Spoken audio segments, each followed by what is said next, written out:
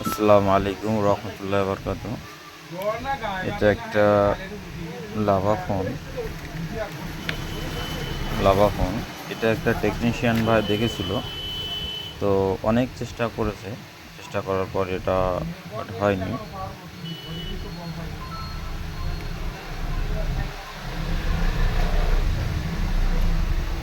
তো টেকনিশিয়ান ভাই অনেক কিছু করেছে, যেমন টেকনিশিয়ান ভাই প্লেটগুলো তোলা ছিল, সবগুলো তুলে চেক করেছে। তো টেকনিশিয়ান ভাই এখানে একটা ডায়েট ছিল, ডায়েটটা তুলে ফেলেছে। ও অনেক চেষ্টা করার পরে হয়নি, রিটার্ন করা হয়েছে। রিটার্ন করলে তো এটা কাস্টমার আমার কাছে নিয়ে আসে। জাস্ট এটাকে আমি ভালো করে আইপিএস করার পরে দেখলাম এখানে একটা ক্যাপাস, এখানে একটা ডায়েট ছিল, ডায়েটটা শর্ট ছিল এবং আর একটা ক্যাপাসিটার শর্ট ছিল পারে উল্টো পারে।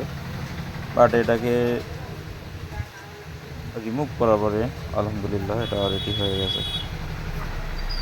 তো মোবাইল সারার মূল বিষয় হচ্ছে সবার আগে আইলেস করা প্রয়োজন। কোথা থেকে সমস্যা হচ্ছে না হচ্ছে এটাকে ঠান্ডা মাথায় ভাবার প্রয়োজন।